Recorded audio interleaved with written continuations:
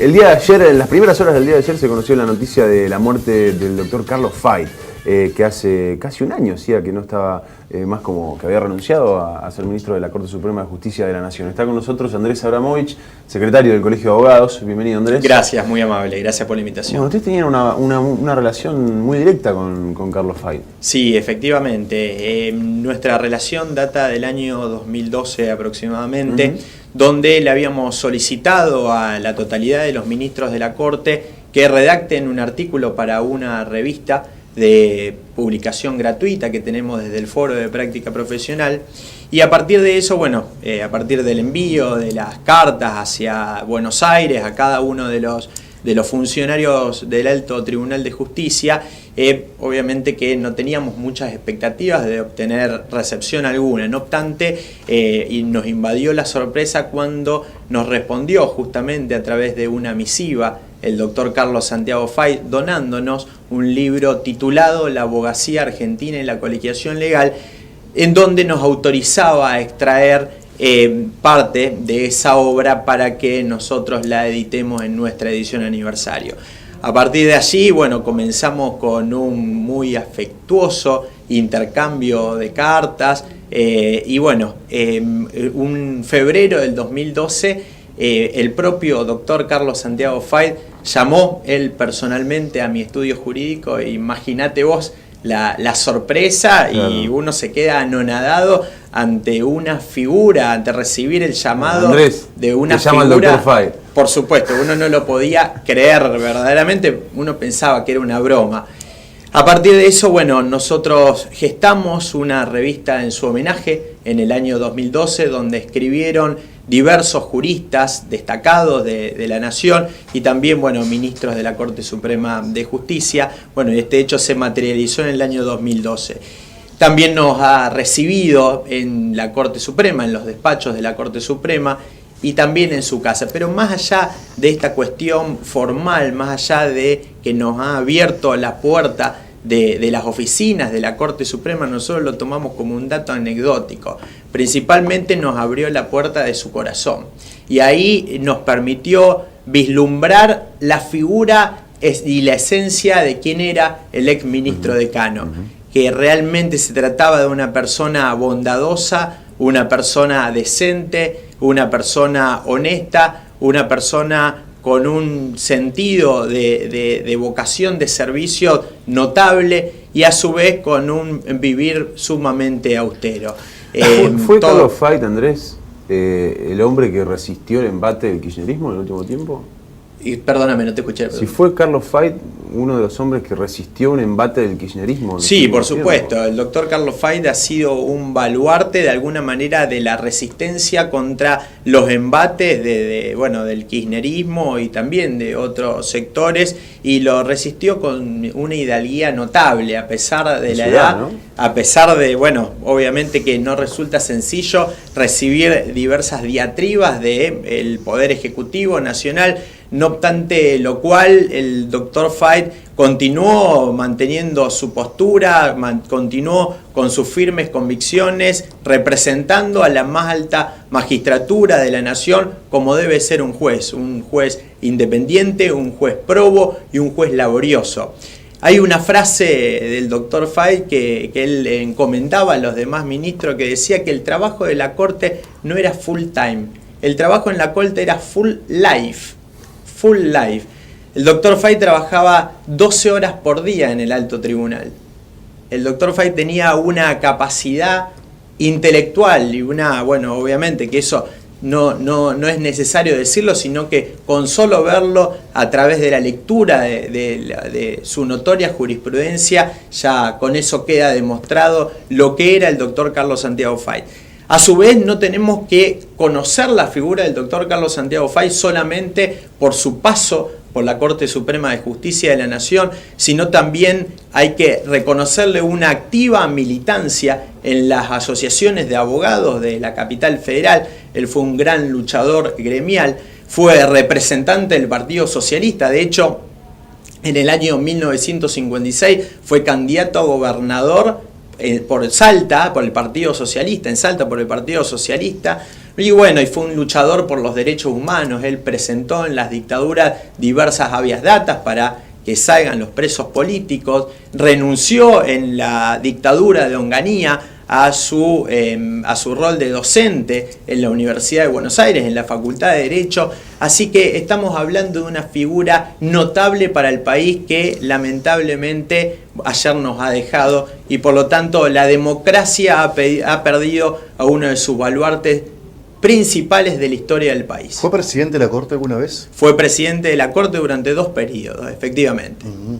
Qué paradoja, ¿no?, de la historia, ese hombre que firmaba los habeas corpus preguntando por la seguridad o pidiendo por la seguridad de los presos políticos de la dictadura, embatido por un gobierno cuyos 2 representantes máximos se encargaron de hacerse millonarios en la dictadura, siendo abogados incluso, Néstor y Cristina, sin presentar un solo habeas corpus, ¿no?, para sus compañeros. Sí, yo dije habeas corpus, tenés razón, efectivamente.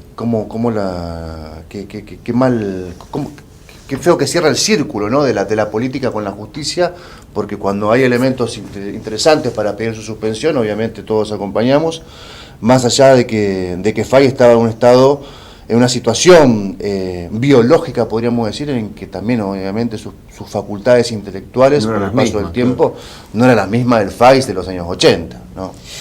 Tal vez, o sea, nosotros estuvimos el año pasado, el 3 de diciembre, en los despachos del Dr. Fayt, haciéndole el homenaje en los últimos días de su paso por el alto tribunal, y ahí todos los presentes pudieron vislumbrar cuál era su estado intelectual en esa oportunidad, hasta el año pasado, hasta los fines de su momento como ministro de la Corte Suprema de Justicia. Y de hecho, bueno, ha tenido fallos notables, el fallo Chevron, YPF, el último de los cuales, bueno, también se expidió acerca de la ley de medios, que hoy es doctrina en las universidades del país, como tantos otros anteriormente. Así que yo no pongo en tela de juicio que se hayan deteriorado sus facultades mentales. Bueno, tal vez yo no soy un médico para evaluarlo, pero lo que uno podía vislumbrar a partir del dictado y del conocimiento de su trabajo y de su fallo, eso no estaba ni en duda. Por eso era tan injusto y por eso nosotros salimos a defenderlo tan vehementemente a partir del conocimiento que tenemos. Fíjate vos, el año pasado, cuando estaba en ebullición los ataques del kirchnerismo, el doctor, y nosotros salimos a defenderlo públicamente, me llamó por teléfono a mi celular para agradecer las muestras de apoyo. Y eso no lo hace cualquiera. El jurista que tiene mayor estatura, que tenía mayor estatura intelectual, uno de los juristas mayores reconocidos no solamente de la República Argentina, sino de Iberoamérica. Y sin embargo, tenía esa humildad para reconocer al prójimo, como tal, como par. En una fecha, cuando alguien fallece, uno guarda por decoro la cuestión de hablar o de encontrarle cosas negativas o de hablar mal o de dejar pasar cosas que se dijeron de las cuales no comparto, muchas de las que dijeron, las que dijo Héctor, las que planteaste vos. ¿Pero qué no compartir? No, nada. Pero no hicieron, no obstante, millonarios no Néstor y Cristina en la dictadura. No, por eso dije, no comparto el planteo que hiciste, pero al margen de eso, porque no me parece el momento para hablar mal de Fayt. Si yo no hablaba mal de Fayt, que tiene, hablaba de lo que quisieron echar, Juan. Que tiene varias cosas para hablar. Fayt fue presidente de la corte más bochornosa que tuvo la historia de Argentina. Votando en disidencia, a la mayoría automática. Sí, pero presidió la corte más bochornosa que tuvo Argentina. Al margen de eso, hay una cuestión que a mí de Fayt particularmente me parece que no es hablar de Fayt, sino es hablar de la justicia. ¿Puede un hombre, sin someterse a ningún tipo de estudio, quedarse en un cargo hasta la edad en la que estuvo Fayt? Digo, pese lo de la decisión de Zaffaroni de al cumplir la edad que marca el reglamento, retirarse, ¿no?, del lugar. Zaffaroni se fue también con otro contexto, ¿no? Se fue cuando cumplió la edad, sí, la pero que se también tendría que haber ido también. En medio de un escándalo distinto, Juan. No, ¿qué tiene que ver eso? Lo que estoy diciendo es, se marca una edad, disculpame, Juani, sí. Se marca una edad para que dejen su cargo, que después los mismos integrantes de la Corte, así como decían no paga ganancias, también ellos deciden que no van a hacer caso a eso y van a seguir hasta la edad que quieran, sin que ninguno sepamos si en realidad están lúcidos o no están lúcidos. Porque no lo sabemos objetivamente. ¿Cómo lo podemos saber? Vos, Andrés, porque lo conociste, pudiste hablar con él, pero no lo sabemos en definitiva. Sabemos si siguen, digo, con toda su capacidad, porque por algo se marca una edad para que finalicen y se vayan, y se retiren y vengan otros, digamos. Porque eso también, desde el lugar en donde se plantea, qué bárbaro que hasta el último de sus días, qué bárbaro que no se fue cuando se tenía que haber ido. Porque también es esto, es plantearlo, es eternizarse en un cargo, pues no, porque la reelección y demás.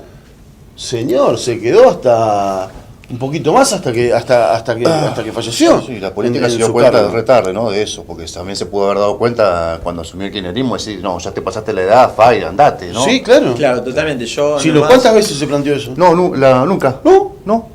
Bueno, yo respondo solamente la última parte.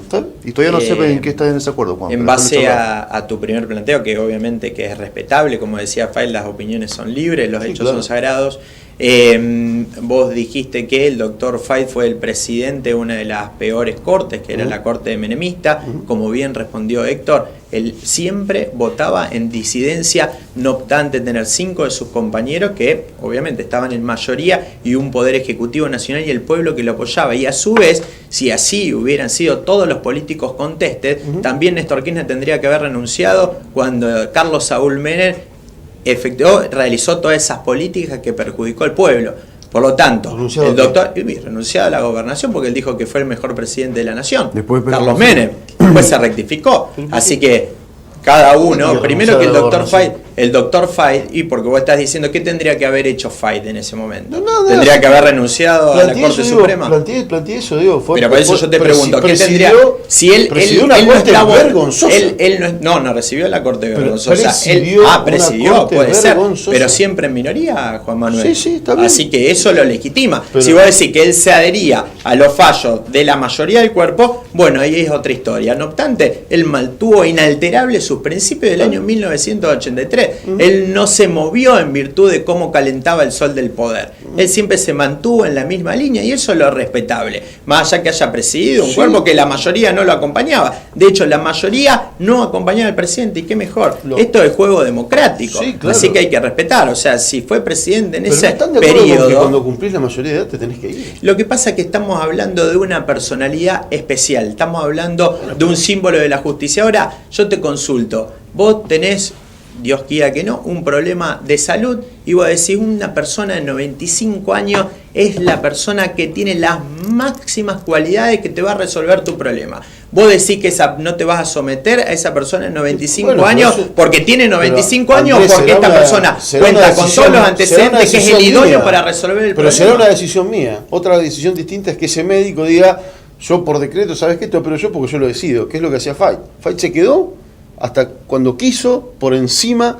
de la edad que establece el límite para que esté. No, lo establece el límite, él lo establece, es una discusión posterior, ¿no? Y está bien que se plantee.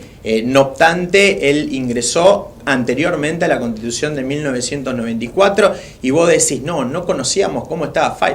Los fallos lo dicen. Así que no tenemos que hurgar tanto por otros lados, sino a ver cómo fueron dictados y si esos fallos mostraban la lucidez de Fay. Y los hechos, reitero, son sagrados.